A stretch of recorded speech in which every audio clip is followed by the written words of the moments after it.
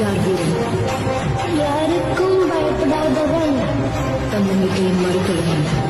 வெற்றியின் அடையாளம். பயம். தோல்வியின் மறுபெயர். யாரை கொன்ற வீரன்? காலம் ஒன்றை தந்தானே நாங்கள் வெற்றி வாகை சூடிட,